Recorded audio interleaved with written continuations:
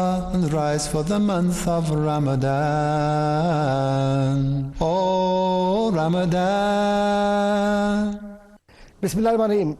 Dear viewers, Assalamu alaikum wa rahmatullahi ta'ala wa barakatuh. Welcome in our program, Blessings of Ramadan. And naturally, you know what we discuss about Ramadan Mubarak. There are so many interrelated issues. There are so many things which have already been discussed, and inshallah we'll be discussing about Ramadan Mubarak and the special favors of Allah subhanahu wa ta'ala, because Allah subhanahu wa ta'ala has given us this month, has given us a sort of delegation of power so that we can perform our duties keeping ourselves within the framework of Quran and Sunnah.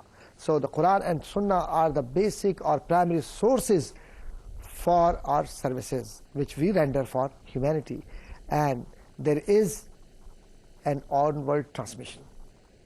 That's why we selected today's topic, Ramadan, as an onward message. What is meant by this?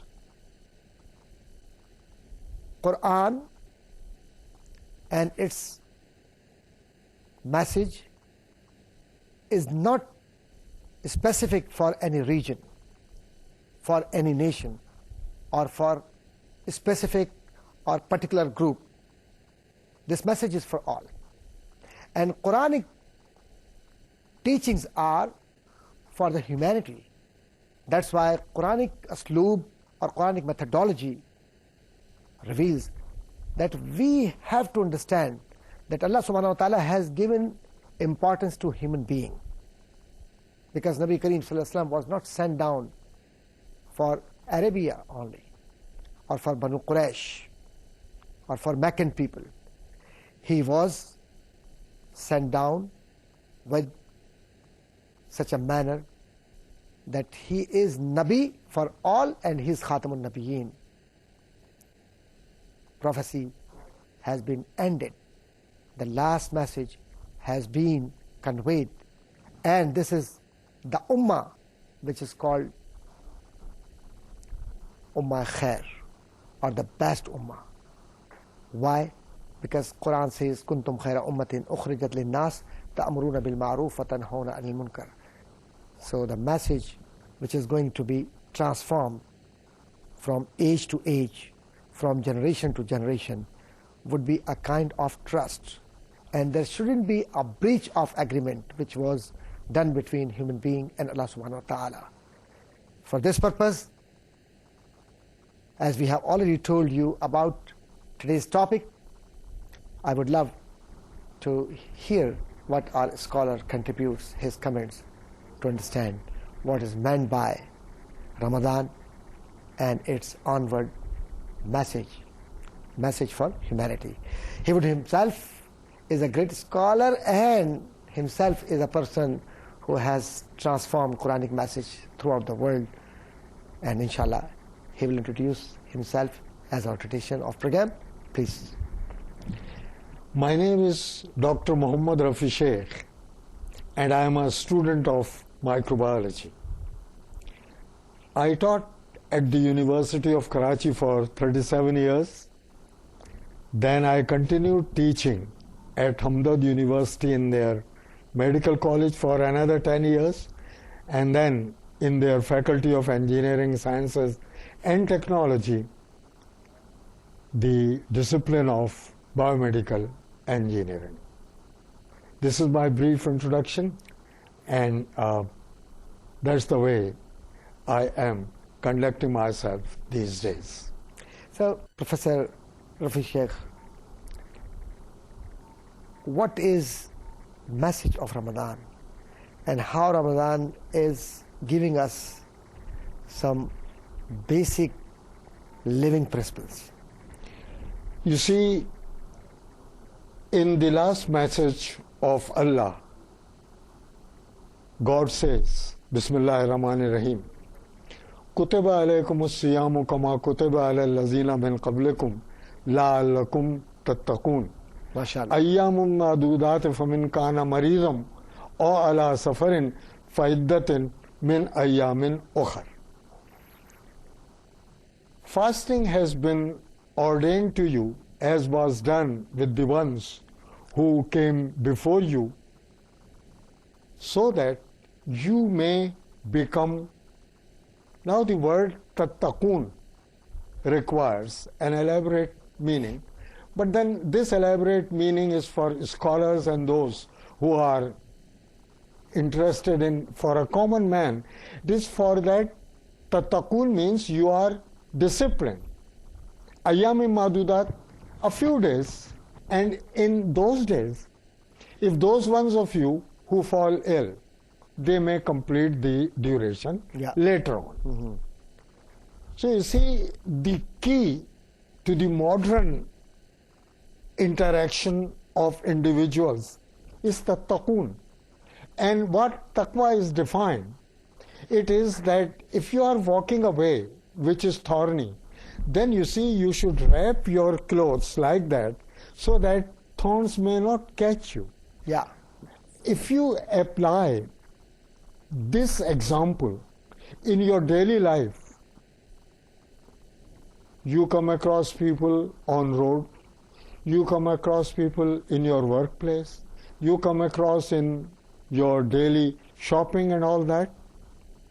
So once in a year, for the duration of maximum 30 days, you have been made disciplined to follow your eating and then to follow certain prescribed rituals, prescribed worships, prescribed practice of the Muslim faith in the mosque. Now this does not mean that lasts only for 30 days. The whole utility and the whole benefit and the whole blessings of this discipline training goes waste if we do not apply this in our daily life for the coming 11 months to follow. So it is not only for me. It's true. Alhamdulillah, I will be getting sawab or reward from Allah subhanahu wa ta'ala. But I must keep in my mind that the purpose of Ramadan is to transform environment, to create environment, to create a clear message, and there shouldn't be any shadow of doubt that we are bowing down before Allah subhanahu wa ta'ala deliberately. We are submitting ourselves before Allah subhanahu wa ta'ala deliberately, because this is His great favor that He has given us health, He has given us senses, and He has given us this opportunity to see Ramadan al-Mubarak, to observe Ramadan. So our youngsters, by the seniors, must be accommodated, must be taught, and must be told that what is the philosophy of Ramadan, and why we are celebrating Ramadan during these days, and what message we get from Ramadan al-Mubarak, so that it would be continued. This is kind of chain. The chain should not be broken. If we break the chain, and in English they say, if you miss to fasten the button, then whole life you won't be able to manage your last button. Why? Because you change the sequence, you change the order. So same is here, that from the period of Nabi Kareem Sallallahu Alaihi Wasallam, even today we Alhamdulillah believe that today is period of Nabi Kareem Sallallahu Alaihi Wasallam, and tomorrow would be period of Nabi Kareem Sallallahu Alaihi Wasallam. But while we see how he trained people, that's why on the occasion of Khutbah Hajjat al-Wada, he mentioned that this message is onward. The people who would see after me, they should transform and make it possible to convey the message. So the same message of Ramadan Mubarak is onward for our generation. So how did you see that, being a Muslim community member, that our youngsters, they are also helping out their juniors to make generation ready for the next or onward transmission? You see, those ones of us from Pakistani community who had a chance to visit foreign countries would definitely agree that a country in which Islam is practiced is a different environment altogether from those countries who practice other faiths, other religions. This difference is felt much more during the month of Ramadan. For instance, in the morning times, no eatery is going to be opened. Yeah. It's not by way of force, no. But then overwhelming majority of the population of this country is observing fast. So there is no opening as a general facility to people. Then you see the people who are preparing for opening the fast breaking. Now there is a special market arrangement, everything. So these youngsters who constitute a wide majority of our population are there not only at the Fajr time in mosques, but also during the preparation of fast breaking. So gradually, you see, we are seeing in this country and elsewhere a adherence to the faith by way of active participation in the practices of religion and in way of willfully observing the ordained commands of the faith. So the whole environment in a country who is a Muslim country is changed. You find a difference. And then I won't touch upon those times when at the close of Eid you see the enthusiasm for the celebration of Eid, but it is just the middle of the month or beginning of the month that you see the difference, that for the rest of the year it was a different environment, and during the month of Ramadan it was quite a different environment, and everybody is willing to participate in the God-ordained order of the religion. This month, Ramadan Mubarak, we see that we have family close relationship. We understand the meaning of sacrifice. We realize how a poor person faces serious challenges and problems. We also go through the knowledge or understanding of one's inner changes, medically or some other, to control anger, to be submissive, to be nice, or whatever it is. But the major factor is that this month is a month of loyalty with Allah subhanahu wa ta'ala. And while we say taqwa, alif lam mim dhalika kitabul la rayba fi, so having trust or keeping trust or continuing trust with Quranic teachings would lead us towards a new scenario. And this new scenario is that now this is Ramadan, and my son or daughter is 5 years old, 6 years old. Now I would ask him to come and join us, how we continue fasting, see it. He's happy or she's happy to get up early in the morning, having suhoor, and especially you might have observed that our kids are very much involved in that, and they enjoy in the morning, and they participate willingly. And one day we say, okay, now today we are going to ask you to have fast. Okay. So this is transmission. At least we should try to read Quran before them, to tell them why we are celebrating Ramadan Mubarak, what is the importance of Ramadan.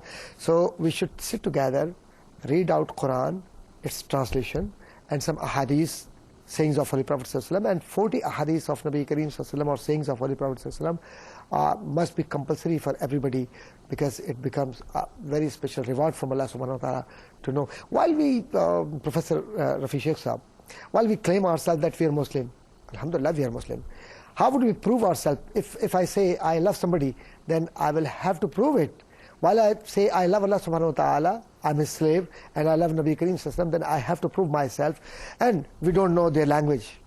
We don't know about teachings. We don't know about the method of Islam. We don't know about the reality that how Psalm or Ramadan is asking us to be submissive, or to be a servant for onward transmission, to transform a new environment for upcoming generation. So, since we don't prove, we should not claim. If we claim, we will have to prove it. Yeah. How would you say further? I'm glad you touched the subject of youngsters, asking them to join at Sahur and Futur, Iftar and Sahri. Somebody in Urdu, they would be thinking Futur means not with te, but with toy. Now you see, we as practitioners of Islam, this has become part of our culture and part of our daily life. Now you see, the children, they get up and sometimes they awake their parents that it is Sahri time. Ammi, please get up. So it is success of parents. Exactly. And really appreciated the homes or the families in which this tradition is being continued. This is success of our deen, alhamdulillah, and because of them, our deen, our religion would be spreading in the world. Exactly. So we should not be hopeless. We must be hopeful. Indeed, and we should not be disappointed, because Allah's rahmah, wama arsalnaka illa rahmatul alamin, and having interlinked with the Quranic ayah of la taqnatu min rahmatillah. Never be disappointed. So this is great. So your message, because we're running by the shortage of time, your message. You see, culturally, Ramadan Sharif, when it comes, it changes our life. And this change in life should remain translated all the 11 months to follow. And in your lives, not only during Ramadan, afterward. And this is necessity of time to wake up and remove the wasawis and interest articulated feelings. Come up with an ideology, believing in oneness of God, oneness of Allah subhanahu wa ta'ala, and love for Nabi Kareem ﷺ would be the basic tools of success of Muslim Ummah, inshallah ta'ala. May Allah shower upon us His special blessing during this Ramadan. Ameen. Wassalamu alaikum wa rahmatullahi wa barakatuh. Take care of yourself, and Allah Hafiz. Goodbye. That is for dhikr, remembering Allah, and rise for the month of Ramadan.